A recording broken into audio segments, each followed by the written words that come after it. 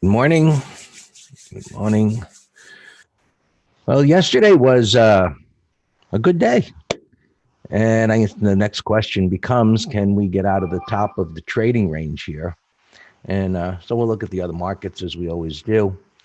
And market, as you all know, has been quite erratic, less predictable, and as trading ranges are, that's the way it is. So as we get up to the top of the range here, we'll just see what the reaction is. Some markets have outperformed, but that being said, the way prices went up yesterday, it's clear that institutions were jumping over themselves to get stock, and things went dead, the rest of the day there. And that's not necessarily a bad thing. Now, we've certainly seen this before with this kind of a day, this kind of a buying day that did not go very far after that. Maybe it's different this time. We'll see. But the fact that it consolidated like this throughout the day clearly communicates that those buyers weren't running to take profits aggressively. So while some did, of course, there was buying below the lows. And so we'll see if this now has created a launching pad to get through. So we've got this little intraday trading range, it's a 5-minute chart. You can see where things are trading here right now, give or take, between 298. Let's just call it around close to 299. So, right within the range there. So we got, a neutral open where things are down a little bit here, as you can see on the futures. We'll take a look at that, but just not really a big deal here going forward. How to tell if big money is coming in? Power trend. Yeah, Tony, a power trend, meaning day traders are not going to create a move like this on a 5-minute chart. While certainly if we were to have bought, any along here to hold on this move, of course, but this is being influenced in part by the stocks that are part of the S&P 500. So Alex saying, is there an indicator for that? Yeah, it's between your ears and just experience. So I guess it's really just common sense, right, to say, look, if you have people that are scalping profits or algorithms that are trading thousands of times a day, getting in and out and in and out, while those algorithms can continue to buy and exit and continue to buy. This is a picture that, the buying was continuous. And even though there was a wide range bar, and we apply the concepts of how we interpret price action. So when we see a wide range bar, keep in mind, this is just a 5-minute chart, but just to make my point, of interpreting the price action. When you see a wide range bar, we know that it's a momentum move in a smaller time frame. So if we were to look at this chart on a 1-minute time frame or even a 30-second time frame, if we chose to, we would see that this created a price void. It was a whole lot of little bars that went up. So if we look at this on an hourly chart, we can scroll that back, make the point here around 10:10. This is whatever. I can do it here. I have that on a, all right. So there's your 1 bar yesterday going up, right? And so on the 5-minute chart, you've got a whole bunch of bars. So the point that I want to make here is that this wide range bar created a void. It didn't pull back even into the middle of the range. It went sideways at the very tippy top of the range.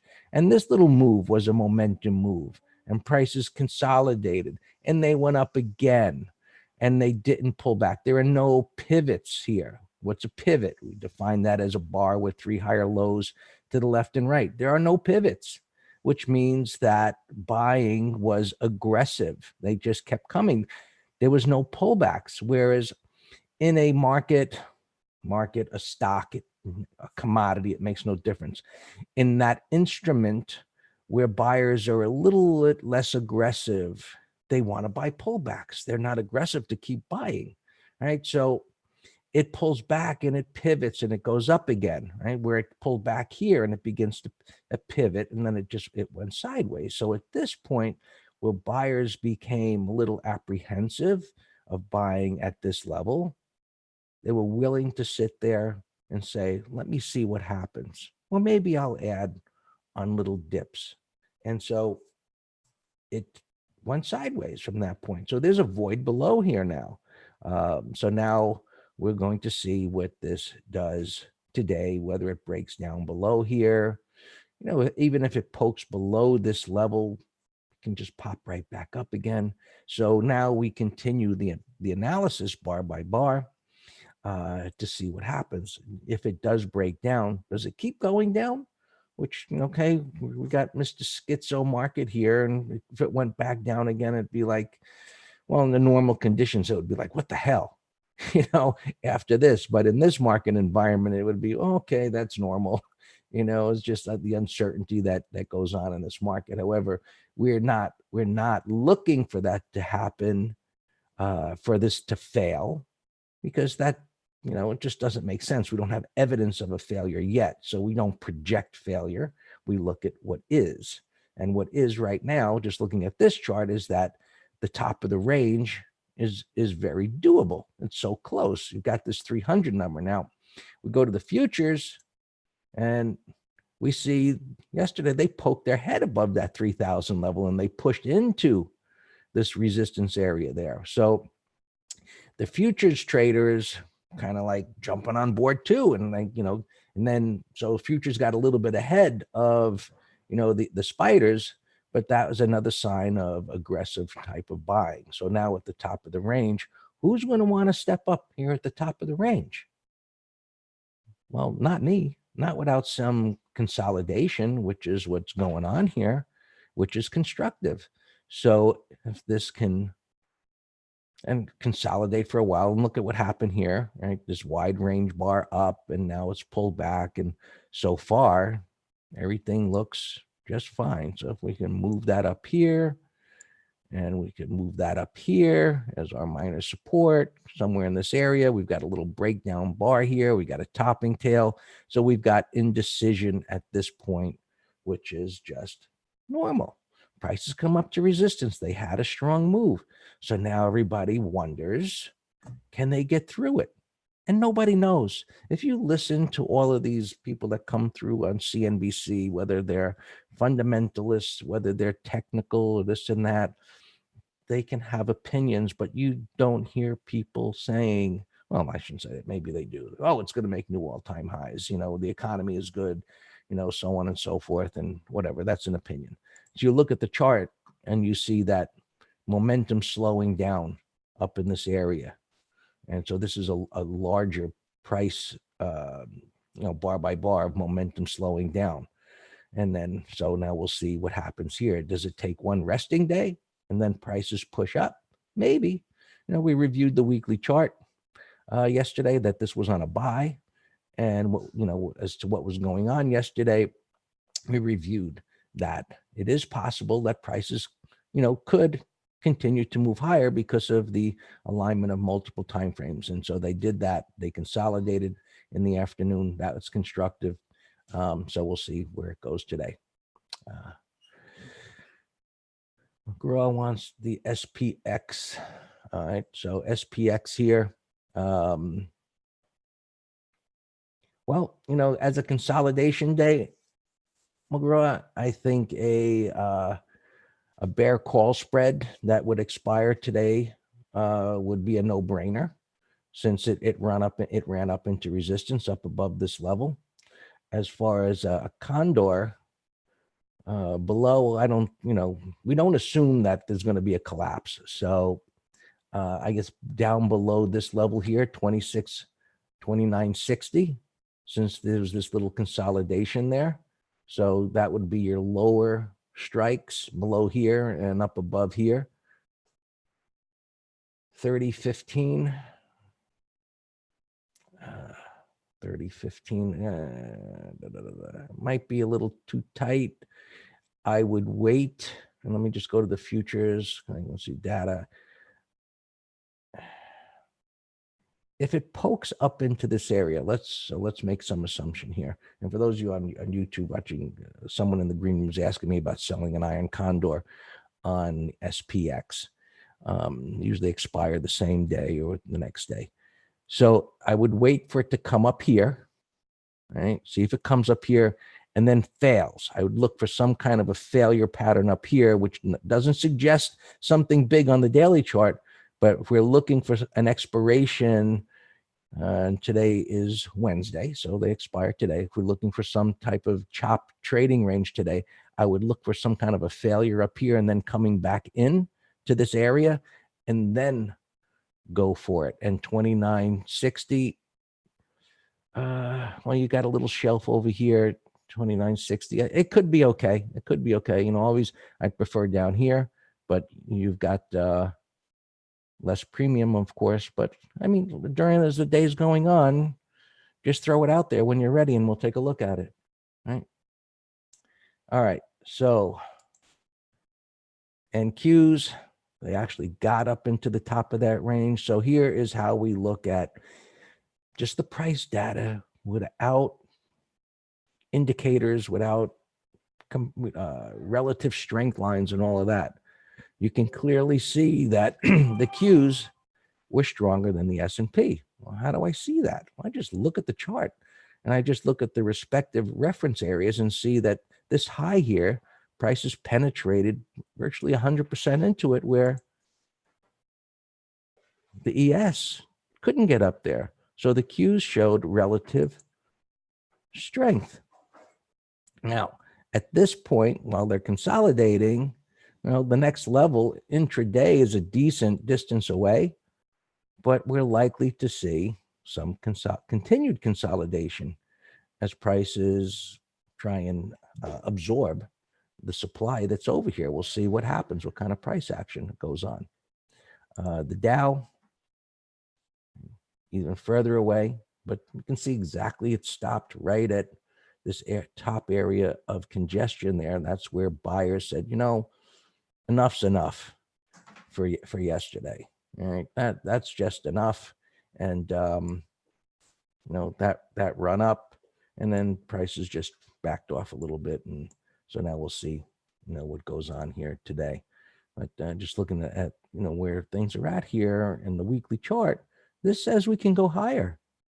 So some consolidation, slowing momentum at this area, there'd be nothing wrong with that. It would actually make a whole lot of sense. That would support the ability to push up to new all-time highs. And with that being said, well, stay above this level. And ideally, like just like with any range expansion bar, like we looked at on the intraday chart, we want to see prices stay in the upper half of that bar. So where they can dip down here, we want to see that buyer step up again, and they will be willing to not run. And see, if we see a big red bar today that's closing down here, well, you know the message, right?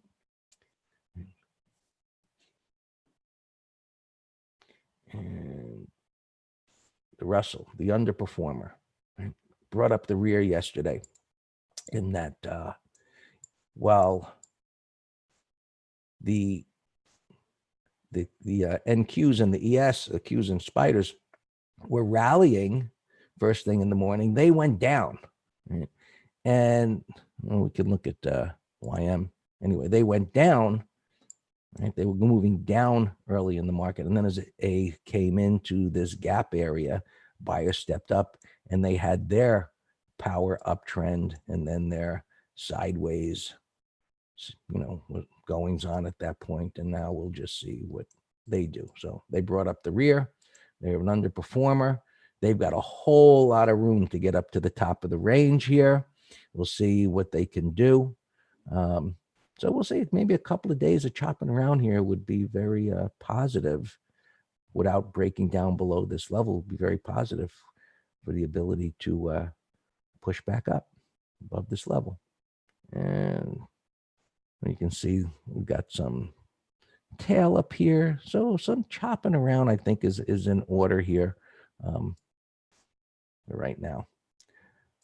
Oil just slopping around here down at the lows. We saw yesterday that they just couldn't get going, and yeah, so wait and see if they hold here.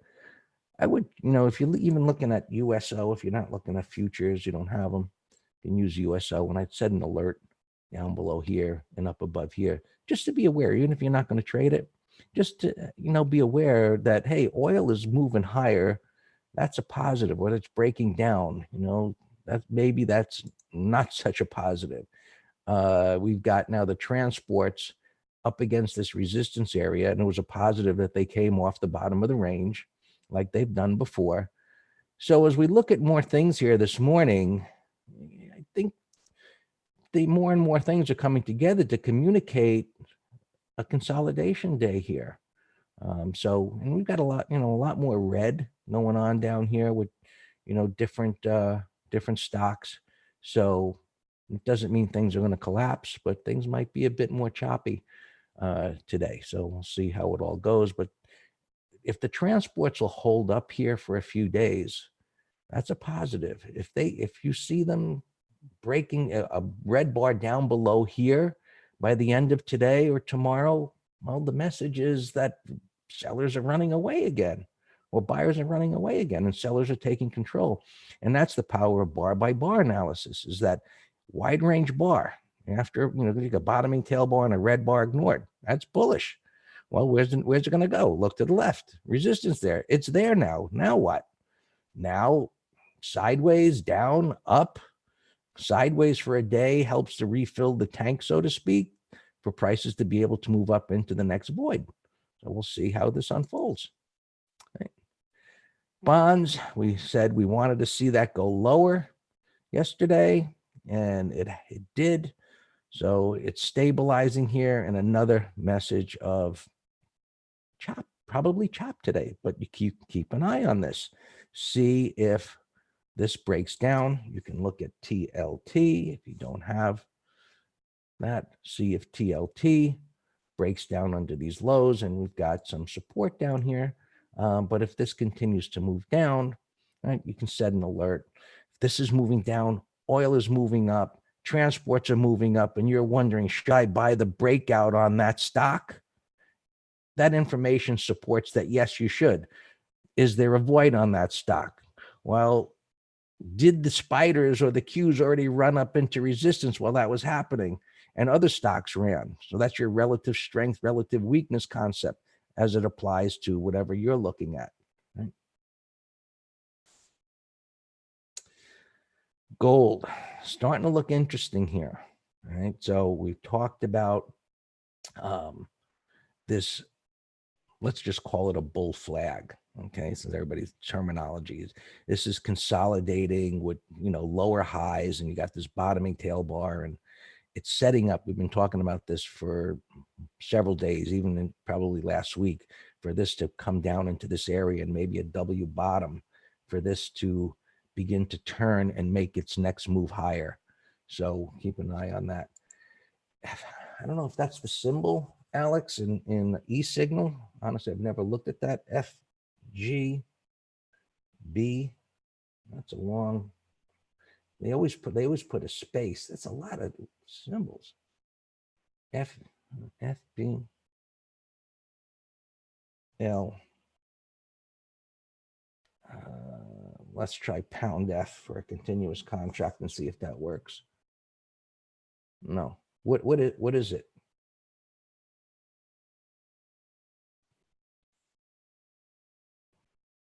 Eurobund. Well, I could look at the euro.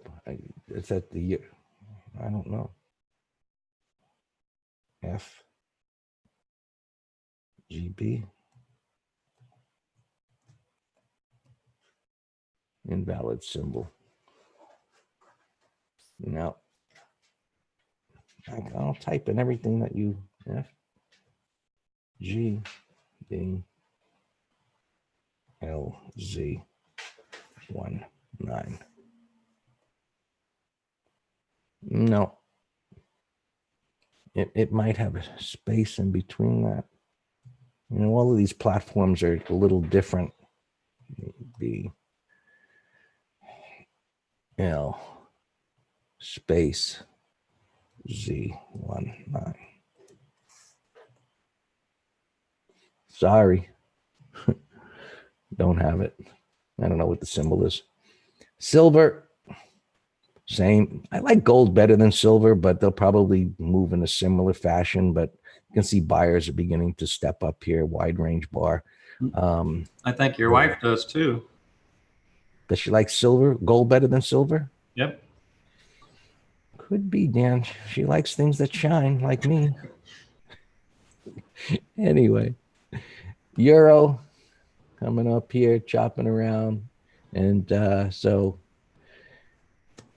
I guess through all of that consolidation day, more likely we'll see what holds up that did great yesterday, and those will be the ones that show relative strength today. While there's some selling going on, and which ones don't hold on will be the weaker. All yours, Dan. All right, thanks. Can you exit the screen? I got to call them today. Yeah. All right, let's go through opens real quick because there are a couple that are gapping against us that we'll have to keep a closer eye on. Yeah, white gold. There you go, Alex. South Florida is big on that. There's a big bust I'll tell you about later. All right, weekly options trader, VMW gapping down here a little bit. We have the 150, 145s that expire on Friday. Amazon put spread Friday, and we tighten the stop. Boeing put spread Friday. It's the 367 and a halves. So it's $2.50 away, but that was a little breakout failure on Monday. Facebook, we did a put spread yesterday. Intel, we're short the 50 and a half puts for Friday. That looks great. NOW is our problem child of the morning. So 261. So it's gapping to this 3-bar support in the rising 20 and 50. We are short the 257.50s. So we're still $4 and change lower, but that's a bearish gap, breakout failure. So he's on probation. I got to keep a close eye on him. Square, we did a put spread. That looks great. And that's it. Now let's look at the weekly. I'm sorry, the swing and options trader real quick. AMT, covered call.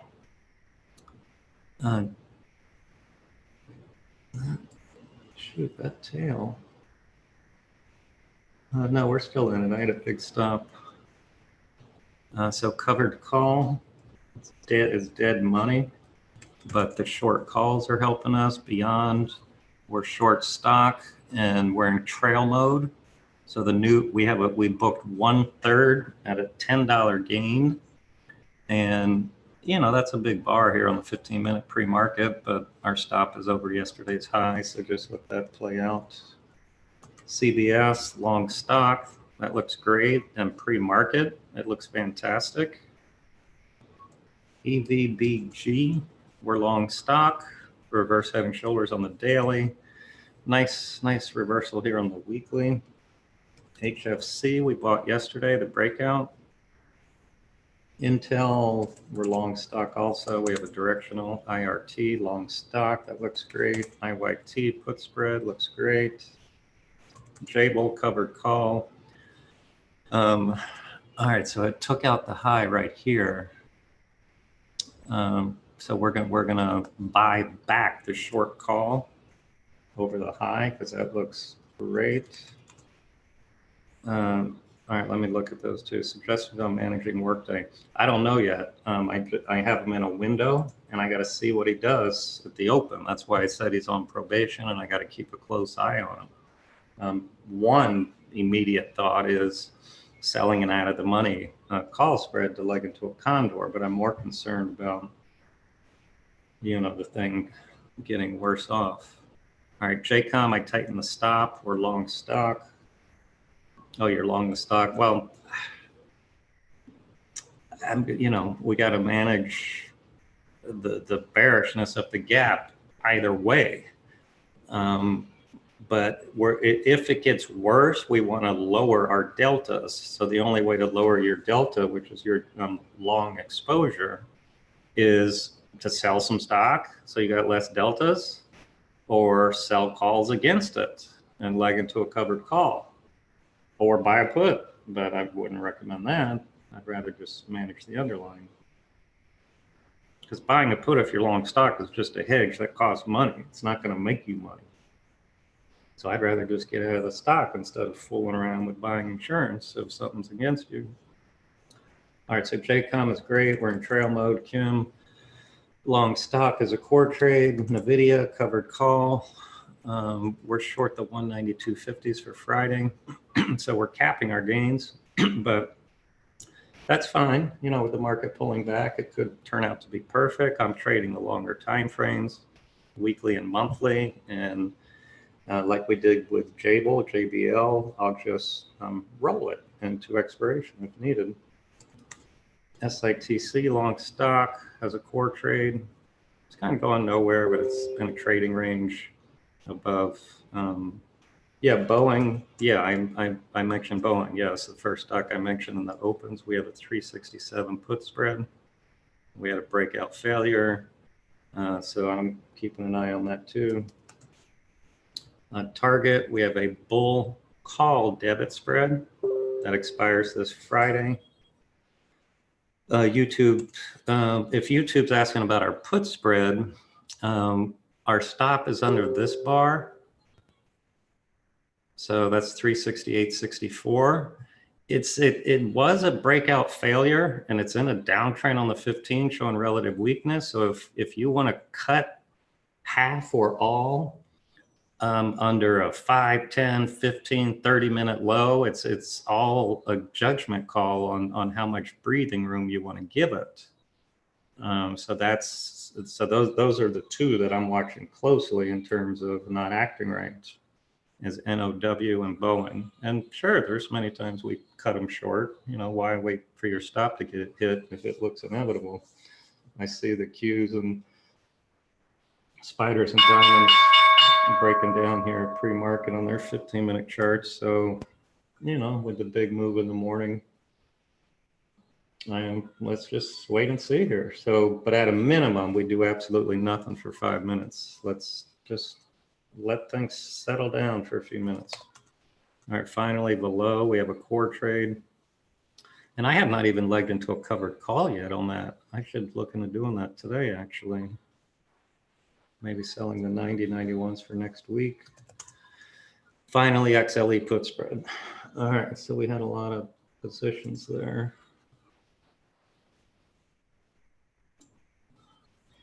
Let me look at below right now. Yeah, and you know, folks, for the new people, we call this the no judgment room, meaning if you're in a bad position and, you know, whatever, you did something stupid, you missed your stop, whatever the case, please tell us, say, hey, Dan, I'm in NOW. I know you gave it as a put spread, but I'm long stock. Oh, shoot. I didn't see that collapse that much in the last 5 minutes. That is an ugly gap. But still, I can't do anything with it right now. You know, and that's a fact of trading life. You know what, folks? We had a well, shop is fine, but I noticed it was gapping down $4. We closed our put spread yesterday for a dime, and I'm just saying that, and I said to avoid gap risk, and this is an example right here of things we try to avoid if we can get out at, you know, close to maximum profit. This is the picture of the problem of swing trading. You cannot prevent it. We try to minimize it by, you know, not holding over earnings or no news events, or, so I don't know why this gapped down today, no idea. But yeah, I mean, we just got to sit through it. That's part of our trading plan. Whiskey. let it go sideways more. It's not, the 15 minutes a big reverse heading shoulder, so it's not bad. I'm just not buying anything right now until the market stabilizes. Below, you know, it's acting great, but let's go ahead and sell for next week. The 90, even the 93 calls are 51 cents.